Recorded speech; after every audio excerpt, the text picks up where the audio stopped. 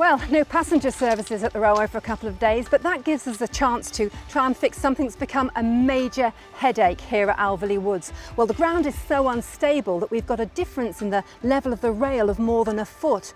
It means a 5-mile-per-hour speed restriction and potentially massive bills to fix it.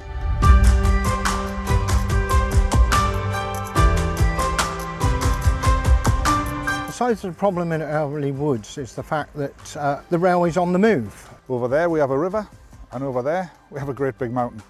For the last 150 years, that mountain has been trying to slide into the River Severn. So effectively you've got a slip plane about 6 metres down, and one plane is sliding over the other and trying to go into the river. The amount it's going to cost to put this right could be in the region of £1 to £1.5 million, which is a lot of money to find for a preserved heritage railway. A lot of the railway system is very modern. The track, the signalling systems, the overhead line systems are very modern.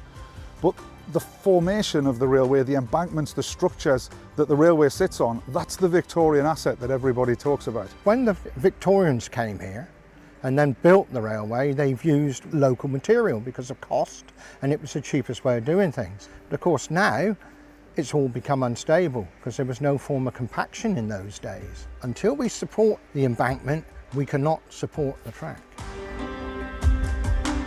We're here at Severn Valley Railway today as guests of Geobear.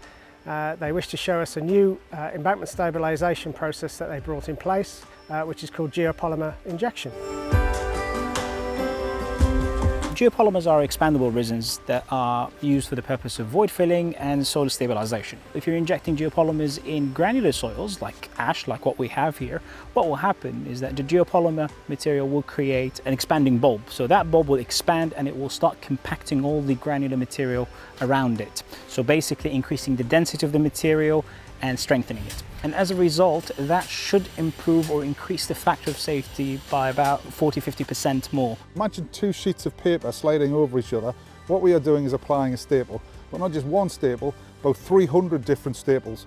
And then it's going to stop the two slip planes sliding over each other, and that should solve the problem. Then the track engineers can put some ballast down, bring the track back to level, and then we can open it at normal line speed. Job done. There's always an imperative to take a theoretical idea and put it into practice in the practical real world. The Severn Valley Railway offers us an operational railway with a real life problem. We are very grateful to be working with Severn Valley Railway organisation here at the Heritage Railway. It's been incredibly well facilitated and it's a very well and professionally run railway. So it's a great opportunity to invite key stakeholders from the industry to demonstrate this already proven application in use. The technology has been around for 40 years, the science is understood, over 200,000 jobs behind us, but we need to prove that it will work on embankments, and that's what we're here to do today. It's at no cost to the railway at the moment, and hopefully it will save us a great deal of money in the future. And if it works, you know, it's a win-win situation for everybody, for Geobear and for the railway. So what the guys are doing now, basically they're drilling through the ground, they're creating like a 12mm diameter holes to a depth of 5 meters. And this is basically to insert a metallic injection tube into the ground. And as soon as they install that tube, they will connect it later on to an injection gun. And then they will start injecting the geopolymer material into the ground. It will take about 30 to 40 seconds until it actually starts expanding. And as the chemical reaction kicks in, what happens is that the chemical reaction will generate carbon dioxide, but that carbon dioxide is not released to the atmosphere. It will be trapped within the geopolymer, and that will basically drive the expansion process within the geopolymer, so it will start expanding in volume. This particular type, for example, expands up to 3–4 times, and within an hour we gain about 50–60% of the strength of the polymer. More traditional solutions, you would close the railway for 6 or 8 weeks, so this is a non-intrusive technique that allows us to fix the railway much cheaper, much faster, and it doesn't disrupt the passenger service. Working with the Severn Valley Railway is fantastic.